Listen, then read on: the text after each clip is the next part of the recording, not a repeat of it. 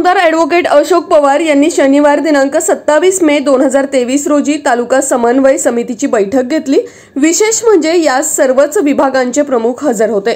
तब्बल 4 तास पंचायत समितीच्या सभागृहात चाललेल्या या बैठकीत सर्व विभागांतील झालेल्या कामांची व प्रस्तावित कामांची सखोल माहिती घेत चर्चा विनिमय करण्यात आली। या बैठकीस प्रांताधिकारी स्नेहा किसवे, देवकाते, तहसीलदार बाळासाहेब म्हस्के, पोलीस उपअधीक्षक यशवंत गवारी, गटविकास अधिकारी अजित देसाई, पोलीस निरीक्षक सुरेश कुमार राऊत, नगर परिषदेचे मुख्याधिकारी ॲडव्होकेट प्रसाद बोरकर, तालुका आरोग्य अधिकारी दामोदर मोरे, वनपरिक्षेत्र अधिकारी मनोहर म्हसेकर, महावितरणचे सहाय्यक अभियंता सोमनाथ माने, पंचायत समिती तालुका पशुवैद्यकीय अधिकारी नवनाथ पडवळ, पंचायत समिती कृषी अधिकारी राम जगताप तसेच अन्य विभाग प्रमुख व पत्रकार बांधव उपस्थित होते। याच बैठकीचा प्रत्यक्ष आढावा घेतलाय आमचे विभागीय संपादक रवींद्र खुडे यांनी। पाहुयात। वाढ करण्यासाठी एक्सस्ट होते ते पण आपण तयार केले। आता ऑनलाईन करण्याचा हा एक विषय आहे सर।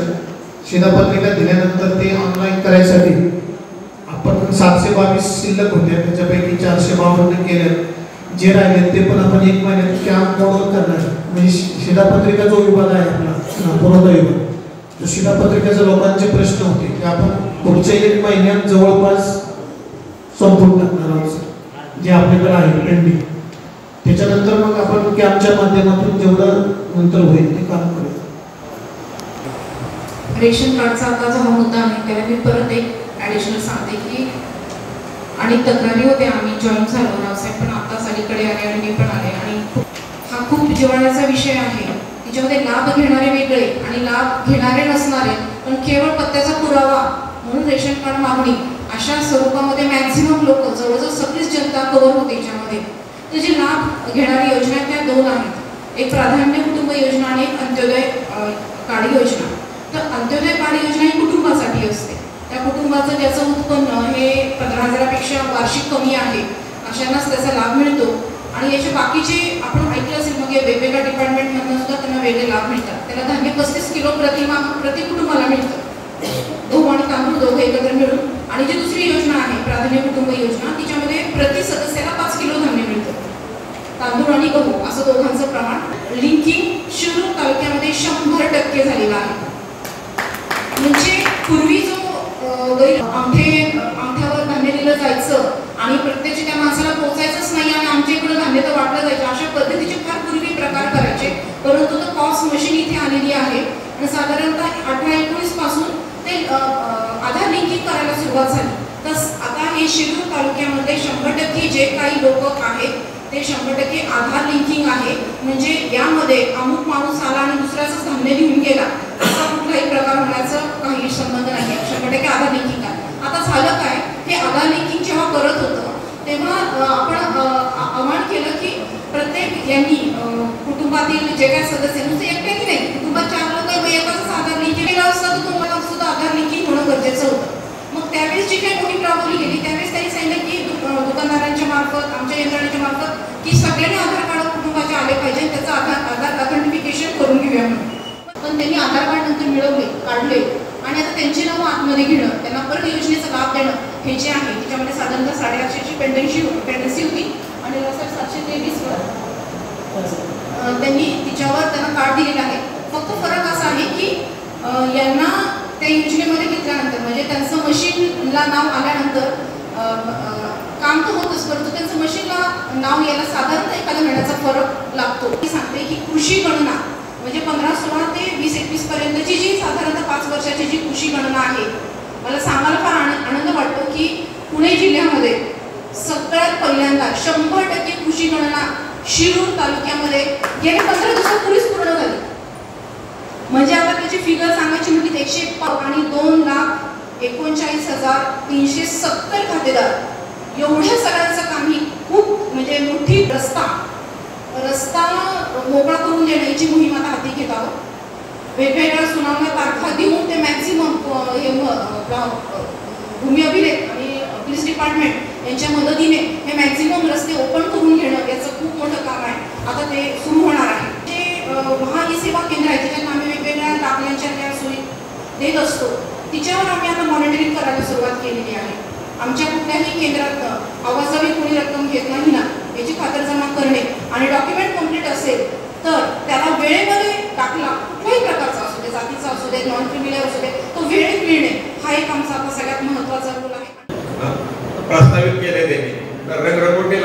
उगाच कुठेतरी घाण कुठेतरी करते काय आणि त्या लिफ्टला बॅटरी बॅकअप करतात. त्या लिफ्टमध्ये कोणी बसलं तुमचं लाईट गेली तर काय करायचं म्हणून त्याला बॅटरी बॅकअप नीट करा. आरोग्य खात्याला काय बॅटरी बॅकअपचा विषय त्याला प्रयत्न आपण करू. तर अशा पद्धतीनं आपण गतिशील आपलं शासन करू की जेणेकरून सर्वसामान्यांना न्याय मिळेल ही भूमिका या ठिकाणी आपण स्वीकारूया. आपण सगळेजण या आपल्या आजच्या तालुका समन्वय समितीला आवर्जून उपस्थित राहिला अत्यंत चांगली गोष्ट आहे. एखादा दुसरा अपवाद 100% हजेरी. नवीन सगळे अधिकारी आहेत ते दोन्ही नवीन आहेत. तुम्हाला माहिती असेल आपली गती चांगली झालेली आहे.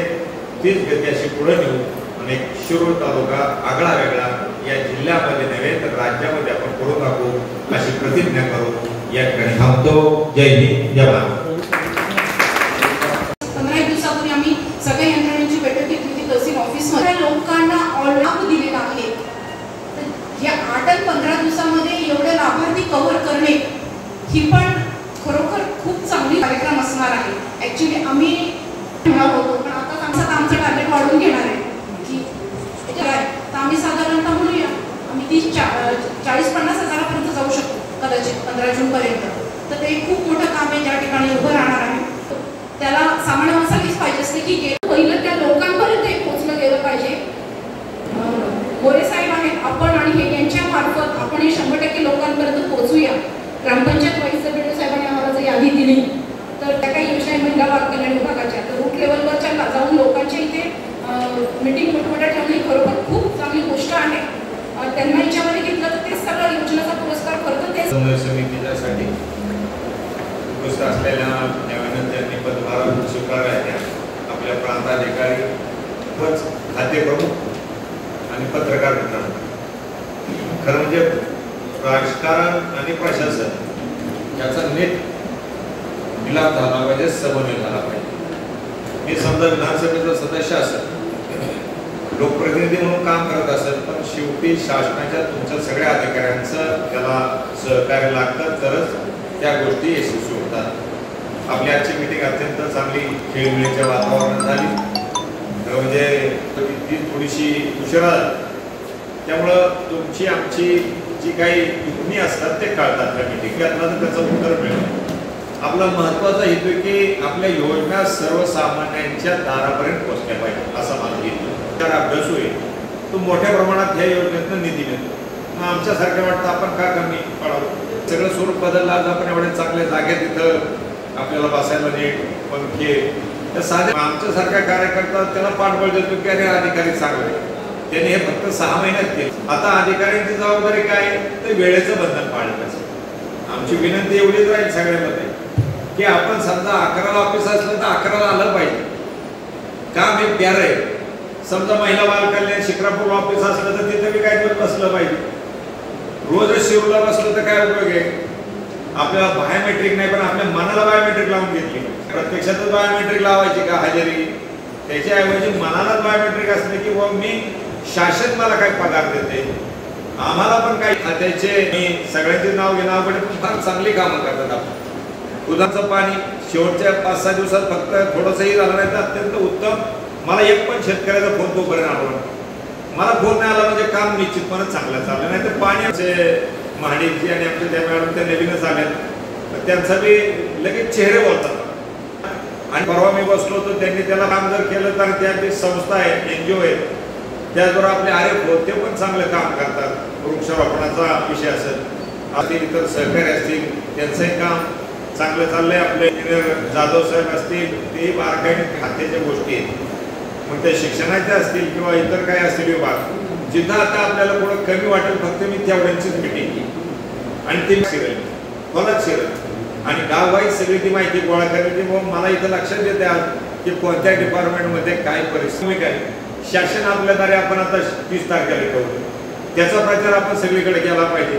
काही तक्रारी आपल्याला मी तहसीलदार साहेब तुम्हाला फोन लावून दिला की काही तक्रारी अधिकारी म्हणले 1 वाजता आले हे होता कामा नाही. शासन आपल्याद्वारे 11 वाजता असेल तर आपण 10-10:30 हजर राहू. त्यातले जे काही प्रश्न अभ्यास करत आहे त्यांनी पण चांगलं काम केलं. म्हणजे कमी दिवस होते प्रायोरिटी त्यांची समाजासाठी केलं पाहिजे ही माझी धारणा आहे. म्हणून तीचा मेळावा आपला जोराचा झाला पाहिजे, लोकांचे प्रश्न सुटले पाहिजे. उदाहरणार्थ जास्त अडचणी पुढे म्हणजे तिथं कोणीतरी एजंट तयार होतो, मागच्या वेळी मी कलेक्टर साहेबांना सांगून दुरुस्त केलं. असं होता कामा नये, कारण मी प्रत्येक गोष्टीत खूप खोलात जाणारा कार्यकर्ता आहे. मला सगळं लक्षात येतं करतो. अमुक नाही तमुक नाही. जर फिरती खरंच करत नसताल तर फिरती करायला सुरुवात करा. ज्या ज्या क्षेत्रात आता तुमच्या अंडर बरीच लोक आहेत, त्यात तुम्हाला सूचना म्हणजे तुम्ही खालच्याला सूचना करायची की बाबा रे, समजा कृषी अधिकारी प्रमुख आहे तर तुम्ही खाली आपला सुपरवायझर EO असिस्टंट यांना सूचना केल्या पाहिजे की बाबा रे, आपल्याला कामाला गती द्यायची, करून दाखवायचंय.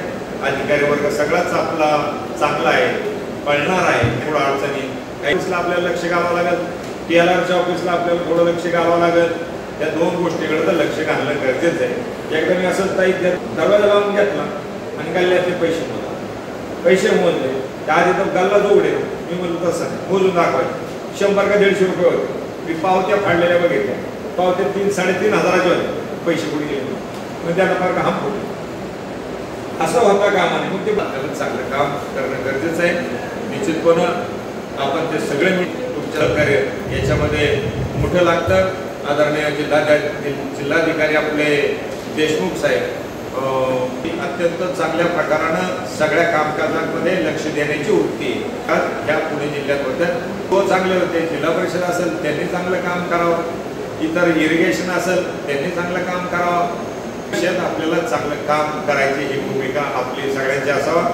तर म्हणजे आज सुट्टीचा दिवस असताना मी तुम्हाला इथे यावं लागलं.